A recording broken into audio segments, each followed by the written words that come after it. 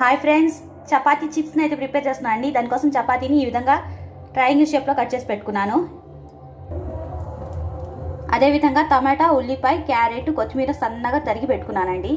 ఇప్పుడు ఒక గిన్నెని తీసుకుని అందులో కొద్దిగా చాట్ మసాలా, కొద్దిగా సాల్ట్, కొద్దిగా కారం యాడ్ చేసి మూడు బాగా మిక్స్ చేసుకోవాలండి. ఈ విధంగా మూడింటిని కలిపి పొడి చేసి పక్కన పెట్టుకోవాలండి. ఇప్పుడు కడాయిలో ఆయిల్ వేసి వేడి చేసుకుని అందులో మనం కట్ చేసిన చపాతీ ముక్కలను యాడ్ చేసి ఫ్రై చేసుకోవాలండి. లో ఫ్లేమ్ మీదే చిప్స్ని కుక్ చేసుకోవాలండి. అప్పుడు చిప్స్ క్రిస్పీగా ఉంటాయి.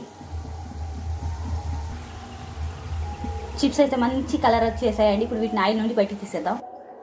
ఫ్రై చేసిన చిప్స్ని ప్లేట్లో సర్దుకుని వాటిపైన ముందుగా కట్ చేసి పెట్టుకున్న వెజిటేబుల్స్ని విధంగా తయారు చేసుకున్న కారపొడిని కూడా లైట్గా పైన నుండి ఇలా చల్లుకోవాలి. పైనుండి కొద్దిగా టమాటా కెచప్ని కూడా అప్లై చేస్తే